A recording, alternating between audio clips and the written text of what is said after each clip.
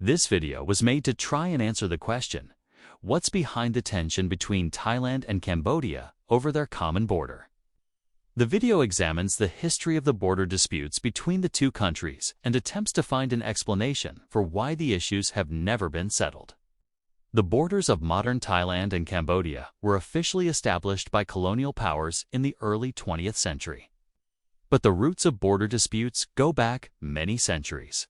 Before colonialism, the region that is today, Thailand and Cambodia, was home to several powerful empires, including the Khmer Empire. At its peak in the 12th century, the Khmer Empire stretched from southern Vietnam to near Bangkok and covered much of the western half of the Isan region of northeast Thailand.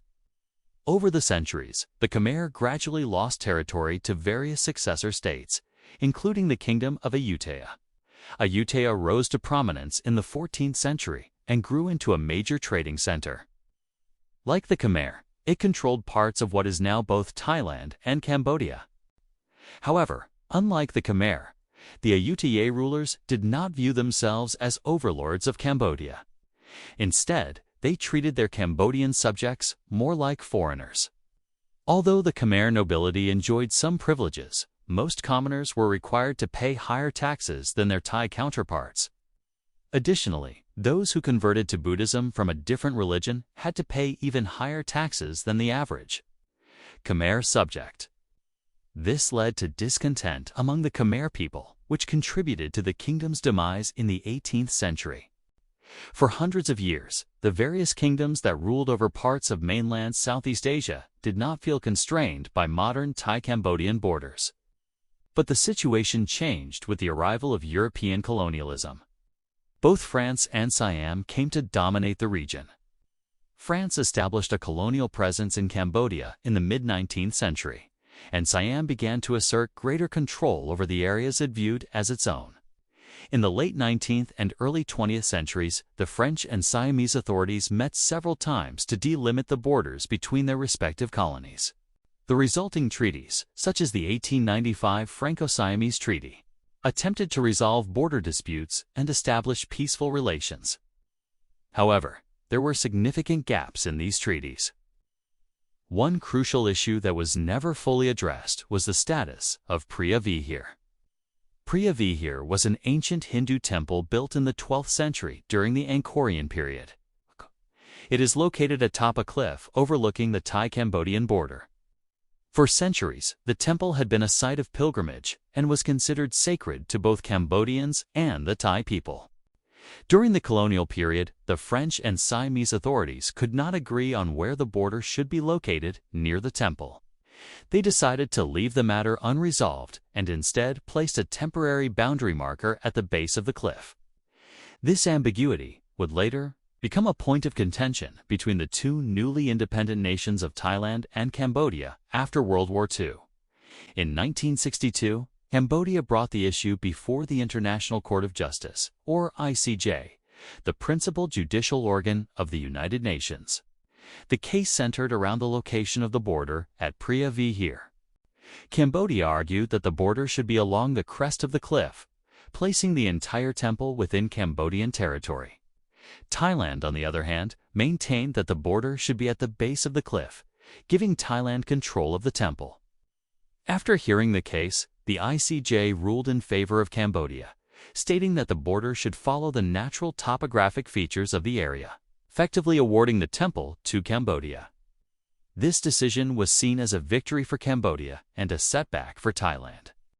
In addition to the ruling on the border, the ICJ also made a declaration regarding military activities near Preah Vihear.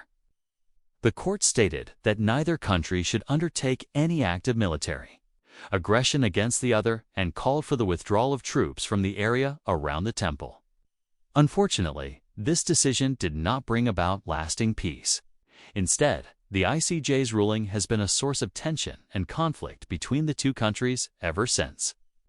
The first major incident occurred in 1979, when Cambodian refugees fled to Thailand to escape the Khmer Rouge regime. This influx of refugees put a strain on Thailand's resources, and the Thai government began to push them back across the border into Cambodia. This action was seen as a violation of international law and the principle of non-refoulement, which prohibits countries from returning refugees to a place where they face persecution. Despite international condemnation, Thailand continued to push the refugees back into Cambodia, leading to violent confrontations. On one occasion, Thai soldiers reportedly opened fire on a group of unarmed Cambodian refugees, killing at least 20 people. These incidents further escalated tensions between Thailand and Cambodia, adding another layer of complexity to their already strained relationship. There have been many instances of violence along the Thai-Cambodian border, but 3 periods stand out as particularly significant. The first was between 2008 and 2013, known as the Border Battles. The second was from May to July 2025, which saw fighting on land, in the air, and at sea. And finally, the recent clashes in April and May 2026, which brought the two countries to the brink of all out war. The border battles were a series of violent clashes between the militaries of Thailand and Cambodia. The fighting primarily took place in the disputed areas along the border, particularly near the ancient temple of Preah Vihear. The conflicts were rooted in long-standing territorial disputes and the unclear demarcation of the border. Both sides accused each other of encroaching into their territory, and the situation quickly escalated into armed confrontations. The clashes involved artillery exchanges, small arms, fire, and even the use of attack helicopters.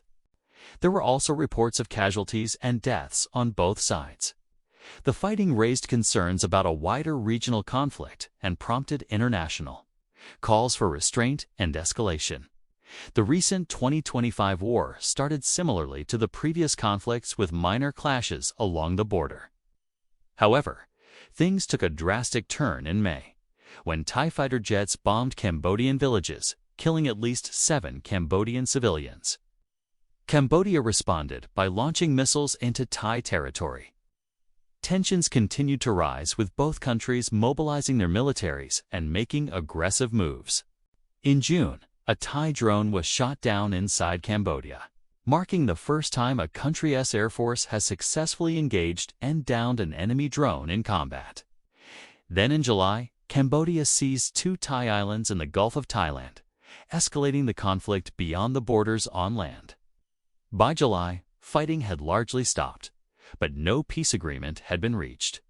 The war resulted in hundreds of civilian casualties and significant damage to infrastructure on both sides. The fighting also raised concerns about the involvement of larger regional powers and the potential for the conflict to expand. The war has been attributed to several factors. First, there are the long-standing territorial disputes and unclear border demarcations, especially around areas like Preah Vihear Temple. Second, the perceived weakness of Cambodia following the end of the Khmer Rouge regime, which encouraged Thailand to pursue its territorial claims more aggressively. Third, the lack of political will or ability to compromise on both sides. And fourth, external influences and support from neighboring countries. In an effort to resolve the border disputes and bring about lasting peace, Thailand and Cambodia have taken various measures. One significant step was the establishment of the Supreme Court of Cambodia, its referral to the ICJ in 1962 for the adjudication of the border dispute. This case resulted in the ICJ's judgment in 1962 and the subsequent withdrawal of Thai forces from certain areas. Another important measure was the creation of the Joint Boundary Committee (JBC) in 1979, composed of Thai and Cambodian officials responsible for surveying and demarcating the border. However, the JBC's work has been slow and contentious, and there have been numerous disagreements over the years. Additionally, both countries have participated in diplomatic efforts through various channels, including bilateral negotiations and multilateral forums. Like ASEAN, leaders from both countries have met periodically to discuss border issues and seek peaceful resolutions. However, these efforts have often yielded limited results due to the deep-rooted historical grievances and conflicting territorial claims. Despite the tensions and conflicts along the border, both Thailand and Cambodia are members of ASEAN. This shared membership has provided a platform for dialogue and cooperation. In 2002, Thailand and Cambodia signed a treaty on friendship, cooperation, and good neighborliness, aiming to strengthen their relationship and settle border issues peacefully. Moreover, ASEAN's principles of non-interference in the internal affairs of member states have generally limited ASEAN's ability to intervene in border disputes. Ultimately, the combination of unclear and constantly shifting borders, unaddressed historical grievances, weak post-conflict institutions, domestic politics, and the involvement of external powers have contributed to the ongoing border disputes between Thailand and Cambodia. Resolving these complex issues requires patience, compromise, and a commitment to peaceful resolution.